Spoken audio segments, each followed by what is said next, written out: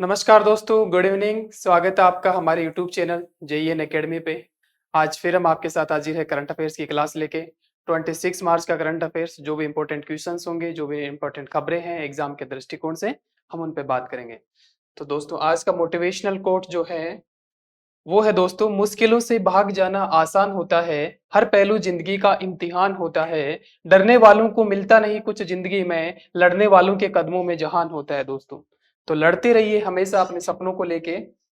वो है हाल ही में नीति आयोग द्वारा जारी निर्यात तत्परता सूचकांक दोस्तों, एक्सपोर्ट प्रिपेयरनेस इंडेक्स 2020।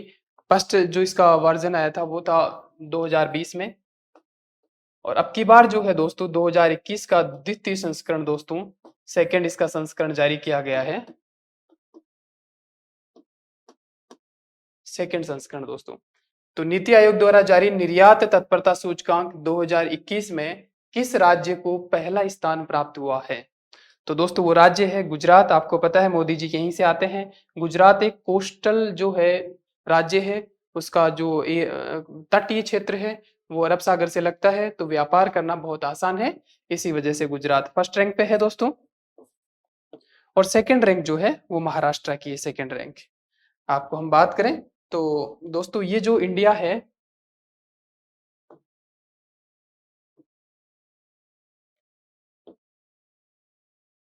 ये जो इंडिया है दोस्तों, यहाँ पे पड़ता है गुजरात, ये रहा, और यहाँ पे पड़ता है महाराष्ट्र। गुजरात और महाराष्ट्र।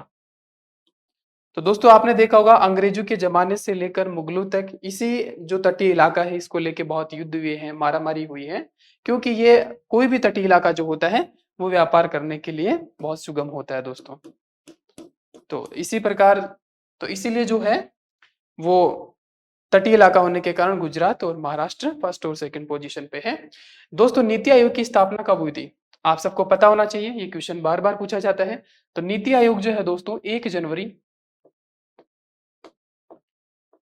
2015 दोस्तों, 1 जनवरी 2015 को नीति आयोग की स्थापना हुई थी दोस्तों। इससे पहले जो इसका जो संगठन था वो योजना आयोग था, जो 1950 में बना था दोस्तों। योजना आयोग की जगह ही ये नीति आयोग बनाया गया है। ये एक थिंक टैंक की भांति कार्य करता है, जो भारत सरकार को ये राय देता है, अपने विचार देता है कि किस डायरेक्शन में किस हिसाब से योजनाएं बनानी है, लागू करनी है, और जो भी आंकड़े जारी करता है वो ज्यादातर मोस्टली नीति आयोग ही करता है दोस्तों। इससे पहले जो संस्था था, किसकी जगह इसको बनाया गया, वो था योजना आयोग दोस्तों। योजना आयोग, उसकी स्थापना हुई थी दोस्तों 1950 में। आजादी के जस्ट बाद जब प्रधानमंत्री नेहरू जी बने तो उन्होंने योजना आयोग का गठन किया था दोस्तों। मोदी जी आए तो उन्होंने कांग्रेस की बहुत सारी स्कीम्स को भी उल्टा, और इसका संगठन का भी नाम। और दोस्तों बात आती है कि क्या नीति आयोग जो है वो संवैधानिक संस्था है, गैर संवैधानिक है, वैधानिक है, कौन सी संस्था है? तो दोस्तों ये तो ना तो संवैधानिक है, ना ही ये वैधानिक है, ये गैर संवैधानिक है दोस्तों। संविधान में इस संस्था का कोई जिक्र नहीं है। मोदी सरकार ने एक लेटर निकाला, एक प्रपत्र निकाला, एक संकल्प पत्र निकाला और इसकी स्थापना कर दी दोस्तों। तो पूछा जा सकता है कि नीति आयोग किस प्रकार का संस्था है? संवैधानिक, गैर संवैधानिक, वैधानिक, इनमें से कोई नहीं, तो गैर संवैधानिक होगा दोस्तों। संविधान में इसका कोई जिक्र नहीं है। इसके बाद दोस्तों बात आती है, ये जो है नीति आयोग के जो दोस्तों, एक होता है नीति आयोग की संरचना क्या है दोस्तों, इसका एक अध्यक्ष होता है, और जो भारत के प्रधानमंत्री होंगे जिस भी वक्त, जो भी अभी हाल ही में प्रधानमंत्री नरेंद्र मोदी हैं, तो नीति आयोग के अध्यक्ष जो होंगे वो प्रधानमंत्री नरेंद्र मोदी हैं। इसका एक उपाध्यक्ष होता है और एक एग्जीक्यूटिव ऑफिसर होता है। तो अभी जो उपाध्यक्ष है दोस्तों ये है राजीव कुमार। राजीव कुमार ये बहुत बड़े जाने माने अर्थशास्त्री हैं दोस्तों, इकोनॉमिस्ट है।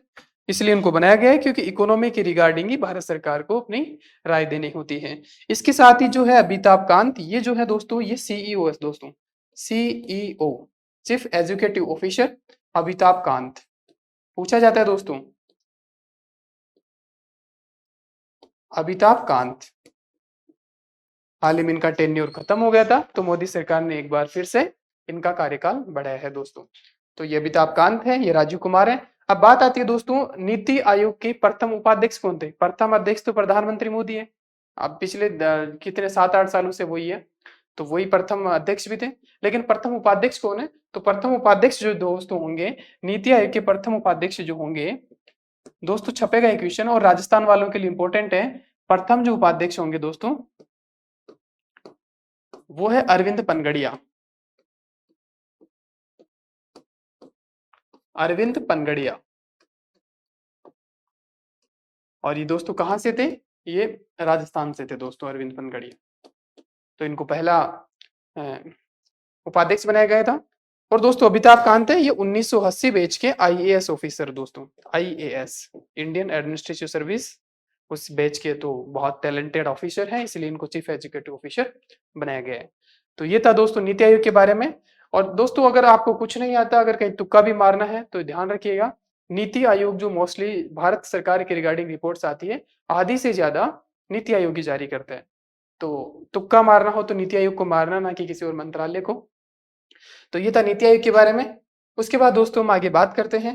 हमारा जो सेकंड क्वेश्चन आज का, ICC international cricket council, international cricket council council इसके जो है उसका वर्ल्ड कप 2022 की मेजबानी, महिला दोस्तों, महिलाओं का वर्ल्ड कप हाल ही में चल रहा है, आपको पता है। तो उसकी मेजबानी कौन से देश द्वारा की जा रही है? तो दोस्तों वो देश जो है वो है न्यूजीलैंड दोस्तों। ये है ICC women's cricket world cup New Zealand 2020। और दोस्तों इसमें जो भारतीय टीम है, भारतीय टीम है उसकी कप्तान कौन है दोस्तों? वो है मिताली राज। मिताली राज। और दोस्तों मिताली राज जो है, इनके नाम एक और रिकॉर्ड है, ये लगातार छठवां वर्ल्ड कप खेल रही है अपना, 6 वर्ल्ड कप।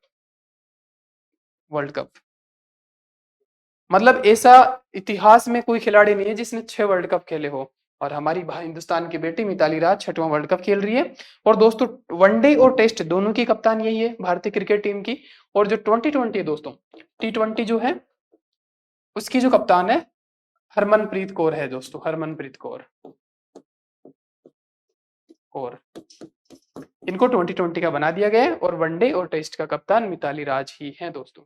सबसे ज्यादा रन बनाने का रिकॉर्ड, सबसे ज्यादा अगर रन बनाने का रिकॉर्ड है वो भी इन्हीं के नाम है दोस्तों। जैसे सचिन तेंदुलकर के नाम है, वैसे ही गर्ल्स में भी हमारा ही वर्चस्व है क्रिकेट में तो। और दोस्तों जो ऑस्ट्रेलिया में हुआ था दोस्तों, इससे पहले वाला वर्ल्ड कप ऑस्ट्रेलिया में हुआ था और वो ऑस्ट्रेलिया ने जीता था दोस्तों, जैसे आप सबको पता है। ऑस्ट्रेलिया और ऑस्ट्रेलिया और न्यूजीलैंड दोस्तों बहुत पास पास नजदीक पड़ते हैं वर्ल्ड मैप में देखोगे तो। और दोनों बार दोनों वर्ल्ड कप वहीं पे हुए हैं दोस्तों, तो ध्यान रखना। ये विजेता था पिछले बार का ऑस्ट्रेलिया, और अब की बार का विजेता पिछला आना बाकी है। तो ये था सेकंड क्वेश्चन। उसके बाद दोस्तों बात आती है लाल किला महोत्सव। भारत भाग्य विधाता का उद्घाटन किसके द्वारा किया गया दोस्तों? आपको पता है आजादी के 75वें साल में है। आजादी के 75वें साल में दोस्तों आजादी का अमृत महोत्सव मनाया जा रहा है। अमृत महोत्सव, अमृत महोत्सव। अमृत महोत्सव जो कब शुरू किया गया दोस्तों? आजादी के 75 वर्ष कब होंगे? 2022 में।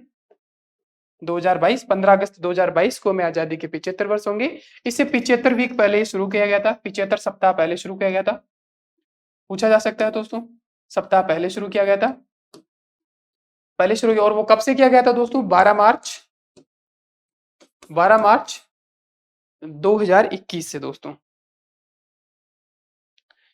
12 मार्च 2021। इस दिन क्या हुआ था दोस्तों? 12 मार्च को गांधी जी जो थे उन्होंने दांडी यात्रा शुरू करी थी। नमक जो सत्याग्रह जिसे हम बोलते हैं, वो 12 मार्च से चलकर 6 अप्रैल तक चला थी दोस्तों, 6 अप्रैल। तो इसलिए इंपॉर्टेंट हो जाता है दांडी मार्च कब से कब तक चली थी? तो 12 अप्रैल से 6 अप्रैल तक चली थी, 12 मार्च से 6 अप्रैल तक। तो ये था दोस्तों अमृत महोत्सव। और उसी अमृत महोत्सव की श्रृंखला में ये भारत भाग्य विधाता लाल किला महोत्सव का उद्घाटन किया गया दोस्तों। और किसके द्वारा किया गया? स्मृति ईरानी दोस्तों, इनके द्वारा किया गया, स्मृति ईरानी। स्मृति ईरानी से आप सब वाकिफ है। ये स्मृति ईरानी पहले ये अभी जो है महिला एवं बाल विकास मंत्री है भारत सरकार में। इससे पहले कपड़ा मंत्री भी रही है, शिक्षा मंत्री भी रही। और शिक्षा मंत्री कैसे बना दिया दोस्तों? ये तो थोड़ा, क्योंकि ये खुद ज्यादा पढ़ी लिखी नहीं है, एक्टर थी पहले और भारत की एजुकेशन की जिम्मेदारी इन पे थी। ऐसे शिक्षा मंत्री होंगे तो एजुकेशन सिस्टम कैसा होगा आप समझ सकते हो। लेकिन अब ठीक है, बाल विकास मंत्री है और नेताओं वैसे भी अधिकारी काम करते हैं, नेताओं का कोई ज्यादा होता नहीं रोल। तो दोस्तों ये है। इसके बाद दोस्तों बात आती है भारत भाग्य विधाता। तो इसमें होता क्या दोस्तों, जो आजादी भारत भाग्य विधाता, इसमें जो हमारे इंडिया का कल्चर है, संस्कृति है, इतिहास है, उसके बारे में बताया जाता है। कैसे हमें स्वतंत्रता मिली, कैसे हमने आजादी की लड़ाई लड़ी, और हमारी जो भी संस्कृति है, हमारा गौरव है, हमारी संगीत है, हमारे नृत्य है, डांस है, किसी भी प्रकार की जो भारत की कला है उसको यहाँ पे बनाया जाता है। और ये किसके साथ मिलकर किया जा रहा है दोस्तों, ये जो भारत भाग्य विधाता कार्यक्रम है, ये दोस्तों भारत का संस्कृति मंत्रालय प्लस आपको पता है कुछ दिन पहले बात आई थी कि मोदी साहब लाल किले को बेच का है। तो किसको बेचा था, वो डालमिया ग्रुप को बेचा था दोस्तों, plus Dalmia group. Dalmia group businessman है। तो पूछा जा सकता है कि भारत भाग्य विधाता कार्यक्रम संस्कृति मंत्रालय और किसकी संयुक्त पहले, या पूछा जा सकता है लाल किले को किस पे कॉन्ट्रैक्ट पे दिया, किसको, तो वो डालमिया ग्रुप ही है दोस्तों। तो किसी भी प्रकार का क्वेश्चन बन सकता है। तो स्मृति ईरानी ने इसका आंसर होगा, स्मृति ईरानी ने इसका उद्घाटन किया। नरेंद्र मोदी जी, इन्होंने विप्लव जो गैलरी है विक्टोरिया हॉल कल हमने बताया था, तो उस पे शहीद दिवस जो है भगत सिंह की उस पे जो फांसी दी गई थी उस दिन को उन्होंने वहां पे एक मेमोरियल का उद्घाटन किया, गैलरी का उद्घाटन किया विक्टोरिया मेमोरियल में। और गजेंद्र सिंह शेखावत, सुजलम हमने बताया था परसों के दिन, सुजलम सुजलम जो अभियान है, सु प्लस जलम, जल को अच्छा करना है, जो भी गंदा वाटर है उसको रिट्रीट करना है, वापस पीने योग्य बनाना है और पोल्यूशन को कम करना है। तो उसका उद्घाटन गजेंद्र सिंह शेखावत ने किया था। ये राजस्थान से ही आते हैं और राजस्थान के मुख्यमंत्री अशोक गहलोत के बेटे वैभव गहलोत को उन्होंने हराया था। और शशिकांत दास तो ये आरबीआई के गवर्नर दोस्तों, आप सबको पता है आरबीआई के गवर्नर है ये। तो ये था दोस्तों आजादी का अमृत महोत्सव। और ये जो 2021 से शुरू हुआ, ये चलेगा कब, 15 अगस्त 2022 को तो मैं 75 वर्ष शुरू खत्म हो जाएंगे आजादी को, लेकिन ये चलेगा कब दोस्तों, 15 अगस्त 2023 तक ये चलने वाला है दोस्तों। तो ये आजादी के 75 वर्ष के 1 साल बाद तक चलेगा, 1 साल पहले से शुरू हुआ है। तो ध्यान रखना 75 सप्ताह तक चलने वाला ये कार्यक्रम है। इसके बाद दोस्तों जो नेक्स्ट है स्मृति ईरानी, आप सब वाकिफ है। और अभी जो संस्कृति मंत्री दोस्तों, अभी जो संस्कृति मंत्री है, संस्कृति मंत्री कौन है दोस्तों, किशन रेड्डी दोस्तों, किशन रेड्डी।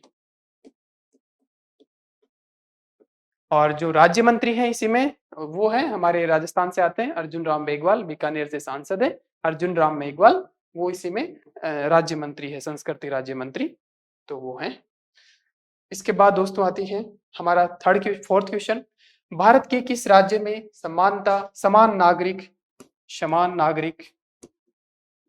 संहिता यूनिफॉर्म सिविल कोड लागू है दोस्तों। तो यूनिफॉर्म सिविल कोड होता क्या है दोस्तों, मतलब इसका मतलब सीधा सीधा है कि भारत का कोई भी नागरिक जो किसी भी धर्म, पंथ, जाति, संप्रदाय का हो, उसके लिए सारा मतलब एक तरह का कानून है उन सबके लिए। कोई फर्क नहीं पड़ता वो किस जाति से है, किस धर्म से है, एक ही कानून को फॉलो करना पड़ेगा। यही बात यूनिफॉर्म सिविल कोड में की गई है दोस्तों। और जो है ये गोवा है दोस्तों, ये भारत का पहला और एकमात्र राज्य है दोस्तों, फर्स्ट और एकमात्र दोस्तों, एकमात्र है। अब बात आती है कि क्या गोवा में जो यूनिवर्सल यूनिफॉर्म जो सिविल कोड है, समान नागरिक संहिता, क्या हमने लागू करी दोस्तों, ऐसा नहीं, हमने कुछ नहीं किया, ये हमें गिफ्ट में मिली। आपको पता है यहाँ पे पुर्तगाल का शासन था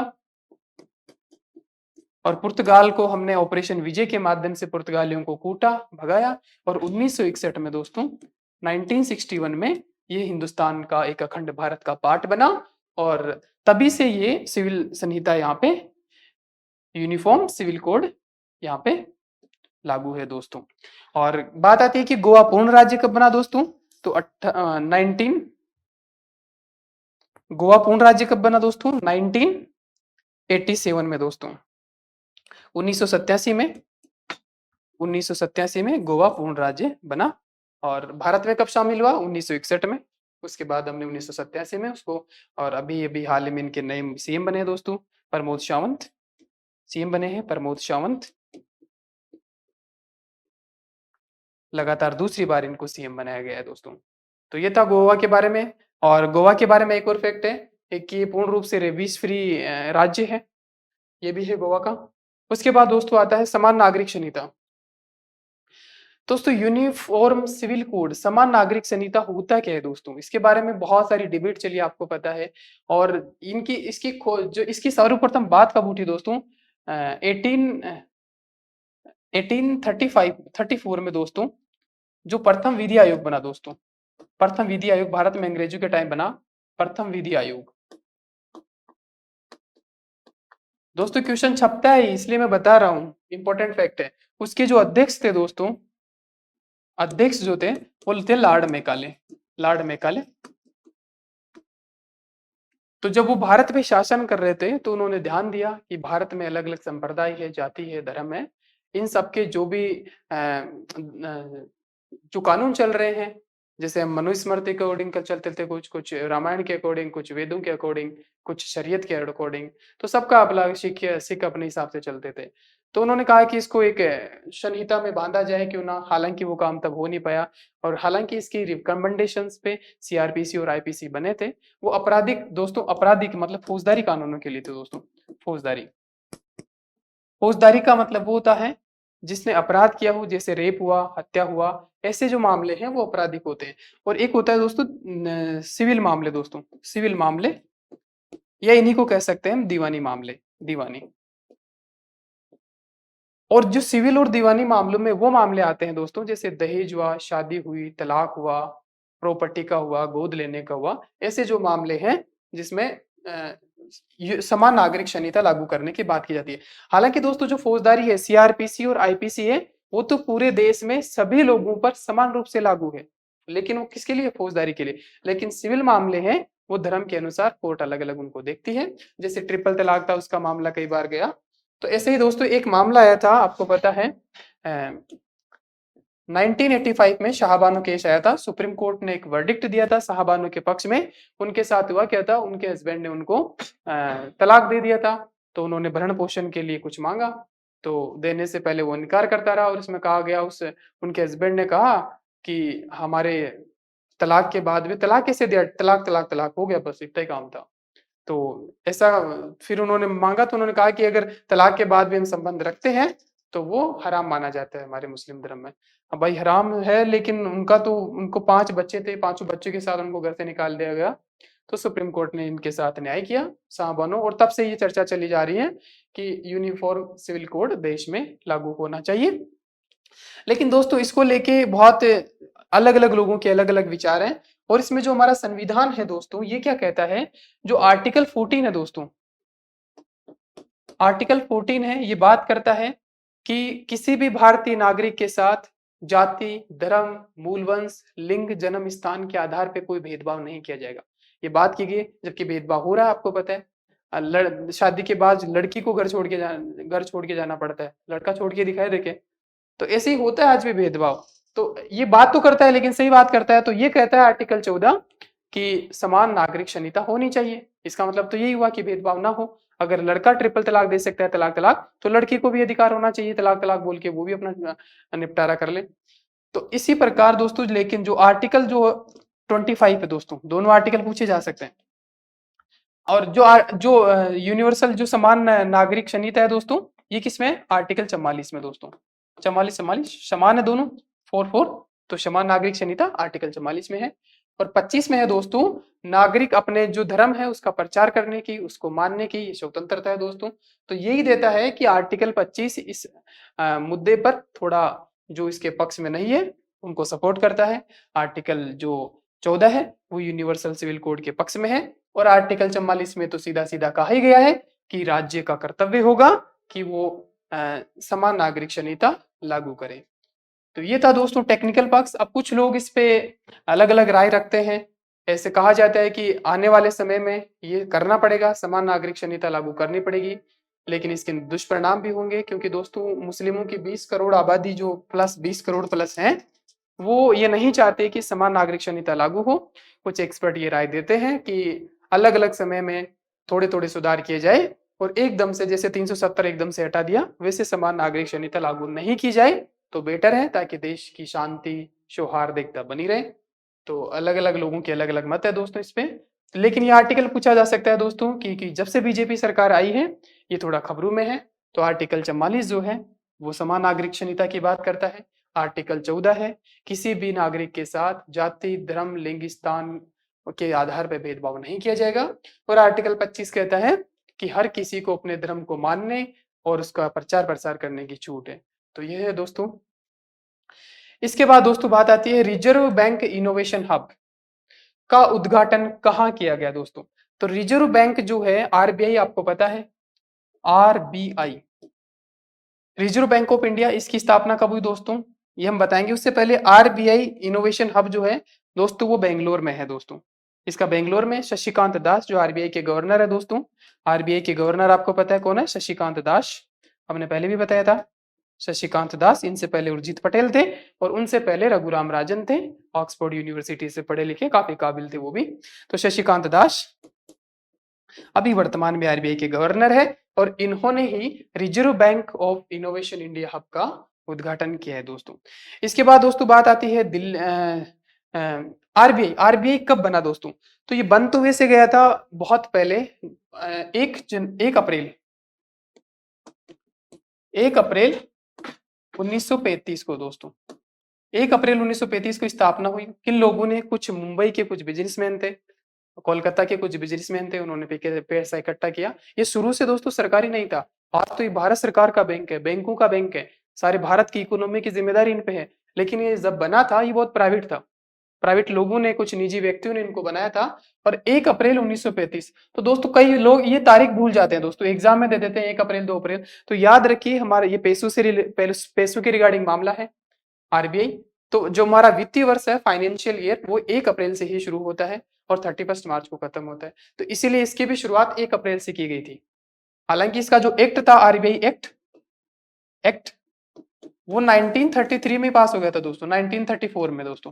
तो आरबीआई एक्ट तो 34 का है, लेकिन ये अपना काम कब से शुरू किया? 35 से दोस्तों। और इसका जो पहले हेडक्वार्टर था दोस्तों, इसका जो मेन ऑफिस था वो था कलकत्ता में दोस्तों,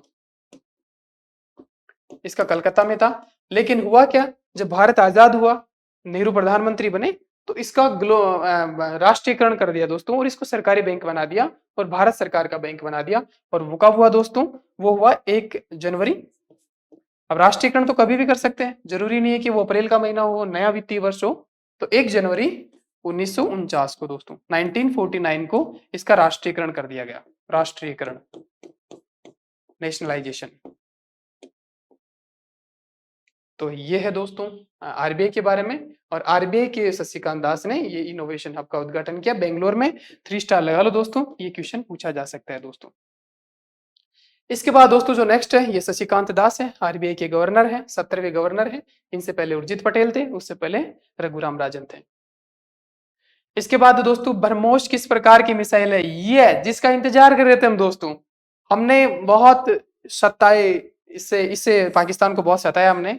और हाल ही में हमने एक ट्रायल भी उस पर किया, खाली मतलब खाली दाग दी सर, मतलब हद है। तो दोस्तों ये ब्रह्मोस किस प्रकार की मिसाइल है? किस प्रकार की दोस्तों?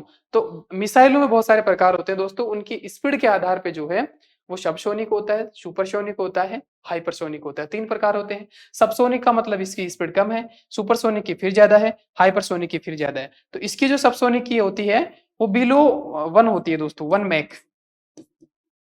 और 1 मैक का मतलब क्या होता है दोस्तों? Sorry, below 1 Mach. मैक मतलब साउंड की गति से, जो ध्वनि है, जो मैं बोल रहा हूं आप तक पहुंच पाता है। तो बहुत फास्ट है दोस्तों, आप देखिए ध्वनि की गति बहुत फास्ट, हम बोलते हैं 100 मीटर भी सुनाई देता है, कितनी फास्ट जा रही है वो। इससे मतलब तो इसके बराबर जो गति होती है ना, वो होती है 1 मैक।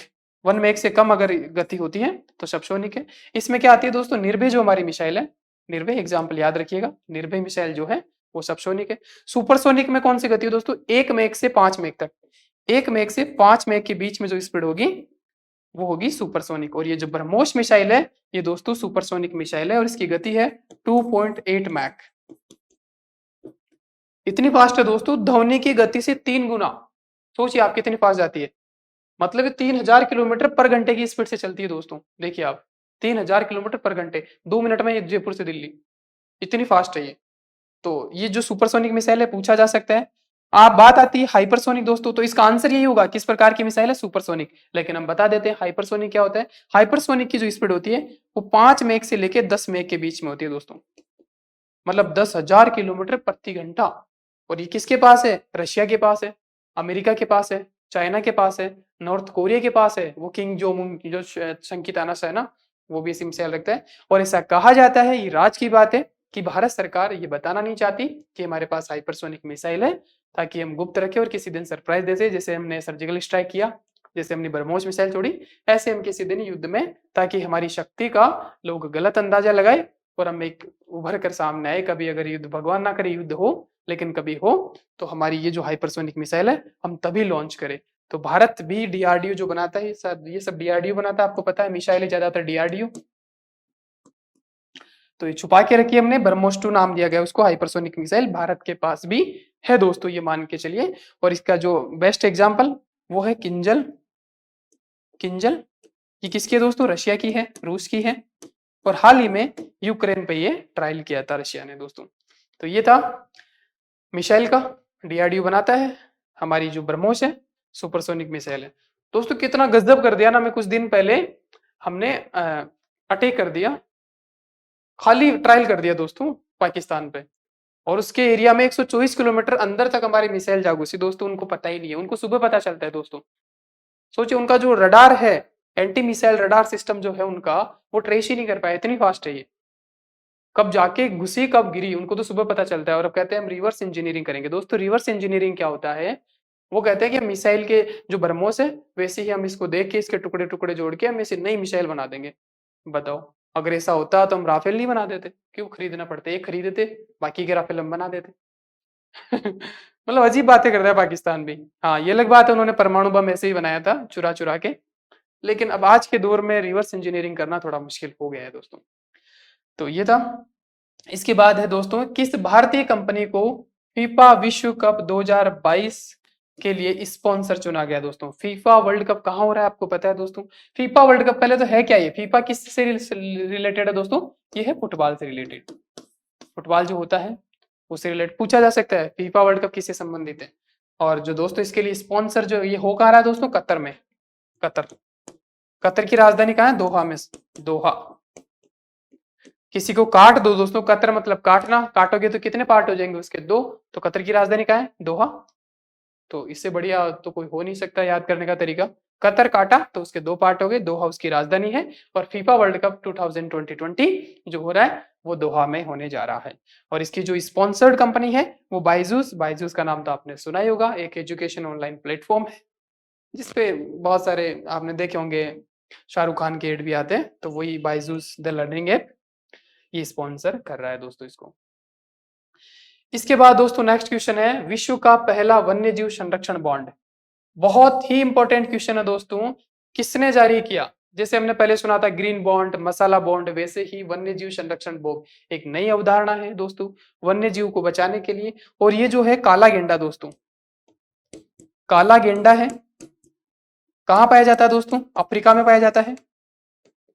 अफ्रीका, काला गेंडा, अफ्रीका के लोग काले होते हैं आपको पता है, उसको अंध महाद्वीप भी कहते हैं, तो इसीलिए काला गेंडा भी वहां पाया जाता है, ये है। और इसकी जो प्रजाति है वो विलुप्ति के कगार पे है, उसको खतरा है, तो उसी को बचाने के लिए, उसके लिए पैसे जुटाने के लिए जो वर्ल्ड बैंक है दोस्तों, वर्ल्ड बैंक, विश्व बैंक जिसे कहते हैं, वो वन्य जीव संरक्षण बॉन्ड की शुरुआत करने जा रहा है दोस्तों। और वन्य जीव संरक्षण अधिनियम दोस्तों, वन्य जीव संरक्षण जो अधिनियम आया था भारत का, ये भी कई बार आरएस तक में क्वेश्चन पूछा गया दोस्तों। तो ये अधिनियम है वो आया था 1972 में दोस्तों, 1972 में ये अधिनियम आया था दोस्तों। वन्य जीव संरक्षण अधिनियम कब लागू हुआ, 1972 में आया दोस्तों ये। तो ये भी पूछा जाता है दोस्तों।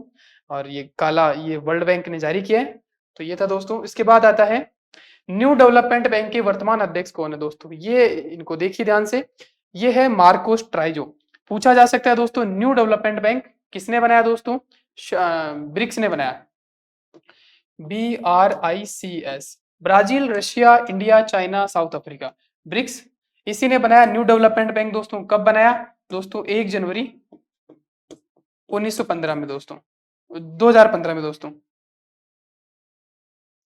कब बना दोस्तों ये, तो दोस्तों ये बना ये बना 2015 में दोस्तों, ब्रिक्स बैंक जो बना, न्यू डेवलपमेंट बैंक इसको नाम दिया 2015 में। इसका जो हेडक्वार्टर दोस्तों न्यू डेवलपमेंट बैंक का, उस वो कहाँ है? न्यू डेवलपमेंट बैंक का हेडक्वार्टर जो है वो है दोस्तों शंघाई में, शंघाई चाइना में, चीन में है दोस्तों। तो ये है चीन में इसका है। और जो इसके मार्कोस ट्राई जो है वो ब्राजील के रहने वाले हैं और वो इसके वर्तमान में अध्यक्ष है। इससे पहले जो पहला अध्यक्ष था वो था भारत से दोस्तों, भारत से वो थे वी के कामत, कामत, कामत। ये है वी के कामत साहब, ये भारत के थे पहले new development bank. New development bank जो है वो वर्ल्ड बैंक को काउंटर करने के लिए उसकी तर्ज पर बनाया गया था। और दोस्तों इसमें सभी देश जो ब्रिक्स के पांचों देश है उनकी समान 20-20% शेयरधारिता है। 100% में से पांच का भाग दिया तो 20-20% वोटिंग शेयर है। तो सबको इक्वल अधिकार है, जबकि वर्ल्ड बैंक में ऐसा नहीं है। वर्ल्ड बैंक और आईएफ में अमेरिका की चलती है, उसके पास सबसे ज्यादा वोटिंग शेयर है, इसलिए हमने हमारा बैंक खड़ा कर दिया पांचों देशों ने मिलकर। इसके बाद दोस्तों आता है भारत किस देश को सर्वाधिक निर्यात करता है दोस्तों। आपको पता है हाल ही में भारत जो है 400 बिलियन डॉलर का, 400 बिलियन डॉलर का निर्यात किया है दोस्तों। और वो अब तक का हाईएस्ट है, भारत के इतिहास का सबसे हाईएस्ट जो निर्यात किया है वो हमने इस साल किया है। तो इसीलिए खबर थोड़ी जरूरी बन जाती है। और सर्वाधिक निर्यात हमने किसको किया है दोस्तों? अमेरिका को दोस्तों। कोई सोच सकता है हम अमेरिका को सबसे ज्यादा निर्यात करते हैं, जबकि वो वर्ल्ड वाइड दुनिया को सबसे ज्यादा हथियार सप्लाई करता है और हम उसको क्या देते हैं? गहने देते हैं, गहने, गहने और आभूषण, है ना, आभूषण, आभूषण, हीरे जवाहरात जो हैं वो देते हैं दोस्तों। सोचिए ना, अब इसको रटने की जरूरत थोड़ा नहीं है। आपको पता है हर एक भारतीय जो पैसे वाला बन जाए, अच्छी नौकरी लग जाए, तो वो चाहता है कि वो अमेरिका में जाके रहने लग जाए। और ऐसे ही हमारे कुछ लोग जो अमीर हैं वो अमेरिका में जाके बस गए। अमेरिका में तो बस गए, लेकिन हमारे संस्कारों से, हमारे कल्चर से जुड़े रहे, हमारे गहनों से, हमारी संस्कृति से। तो उनको भारतीय गहने चाहिए होते हैं दोस्तों। तो हम उनको गहने भेजते हैं। अब वो गहने भेजेंगे तो अमेरिका में भेजेंगे ना सबसे ज्यादा, और वो उन्हीं की औकात है खरीदने की। तो सबसे ज्यादा गहने हम एक्सपोर्ट करते हैं, और वो भी किसको करते हैं? अमेरिका को, क्योंकि हमारे सबसे ज्यादा अमीर लोग हैं वो अमेरिका में जाके बस गए। तो इसीलिए हम ये करते हैं दोस्तों। इसके बाद चीन दोस्तों, चीन से हम सबसे ज्यादा आयात करते हैं। और वो क्या करते हैं आपको पता है? हेडफोन लो, कुछ भी लो, make in India, make in India, make in my भाई साहब, आजकल तो हर चीज मेक इन इंडिया। मतलब कलर, पतंग, पतंग भी शायद वहीं से आते हैं सारे। तो ये चीन है, ये इसको सबसे ज्यादा आयात हम यहाँ से करते हैं, सबसे ज्यादा आयात, सबसे ज्यादा आयात। तो छप सकता है दोस्तों ये क्वेश्चन, कंफ्यूज ना हो जाइएगा। सबसे ज्यादा निर्यात हम करते हैं अमेरिका को, और किसका? आभूषण और गहने। सबसे ज्यादा आयात हम करते हैं चाइना से, मेड इन चाइना। और वो क्या करते हैं? इलेक्ट्रिक इंस्ट्रूमेंट्स, फोन हो, गैजेट हो, कुछ भी हो, हम वहीं से करते हैं। और सबसे ज्यादा व्यापार घाटा जो हमें होता है, मतलब वो घाटा कब होता है दोस्तों? ये होता है balance of trade, balance of payment इसको बोलते हैं, व्यापार संतुलन। तो अगर इंपोर्ट ज्यादा हो जाए और एक्सपोर्ट कम हो, हमारा इंपोर्ट ज्यादा हो जाए और एक्सपोर्ट हमारा कम हो जाए, इसका मतलब हमें घाटा है। और हम चाइना से बहुत ज्यादा तो आयात करते हैं और निर्यात बहुत कम करते हैं, टुच्चा सा। तो सबसे ज्यादा घाटा हमें वहीं से उठाना पड़ रहा है। हालांकि मोदी सरकार कहती है make in India, made in India, ये सब चाइना से मत लाओ कुछ, लेकिन फिर भी उसके बाद भी चाइना के साथ हम सबसे ज्यादा धोखा खा रहे हैं। और वैसे धोखेबाजी 1962 में इन्होंने हमारे पे अटैक कर दिया था दोस्तों, धोखे में लेके कि हम भाई भाई हैं, पंचशील का सिद्धांत दिया, भारत चाइना भाई भाई बोला, और अचानक से अटैक कर दिया दोस्तों। तो ये शुरू से धोखेबाज है और व्यापार में भी हम इसके साथ धोखा खाते जा रहे हैं। और जो दोस्तों यूएई है, इसके साथ दूसरा बड़ा, सबसे ज्यादा अमेरिका के साथ हम निर्यात करते हैं, उसके बाद यूएई के साथ करते हैं दोस्तों। यूनाइटेड अरब अमीरात जो है दोस्तों, उसके साथ करते हैं दोस्तों। तो ये था दोस्तों सर्वाधिक निर्यात का हम व्यापार। और उसके बाद भी दोस्तों आयात और निर्यात अगर टोटल को मिला लें तो भी हम घाटे में। इसका मतलब है हम आयात ज्यादा करते हैं, निर्यात कम करते हैं दोस्तों। इसके बाद बात आती है दोस्तों, हम हथियार सबसे ज्यादा कहां से खरीदते हैं? हथियार, हथियार। तो हम हथियार सबसे ज्यादा दोस्तों रूस से खरीदते हैं, रूस। इलेक्ट्रिक सामान तो हम चाइना से खरीदते हैं, लेकिन हथियार हम रूस से खरीदते हैं। और हथियार खरीदने के मामले में हम पूरे विश्व में पहले स्थान पे हैं। सोचिए आप, पूरे विश्व में पहले स्थान पे हैं। तो ये है और फर्स्ट रैंक पे है। और रशिया से सबसे ज्यादा खरीदते हैं, और वर्ल्ड वाइड जो है अमेरिका सबसे ज़्यादा हथियारों का एक्सपोर्ट करता है। हम तो रशिया से सबसे ज़्यादा लेते हैं, लेकिन दुनिया को हथियार सबसे ज़्यादा सप्लाई कौन करता है? अमेरिका। तो ये ध्यान रखना है, कुछ फैक्ट्स हैं, बहुत ज़रूरी है। तो आज का हमारा सेशन दोस्तों करंट अफेयर्स का यहीं तक था। उम्मीद है आपको समझ आया होगा। अब इस क्लास को ज़्यादा से ज़्यादा लाइक करें, शेयर करें, सब्सक्राइब करें दोस्तों। उम्मीद है आपको अच्छी लगी होगी। हम मिलेंगे नेक्स्ट मतलब कल 27 को। तब तक के लिए दोस्तों बाय, जय हिंद, जय भारत।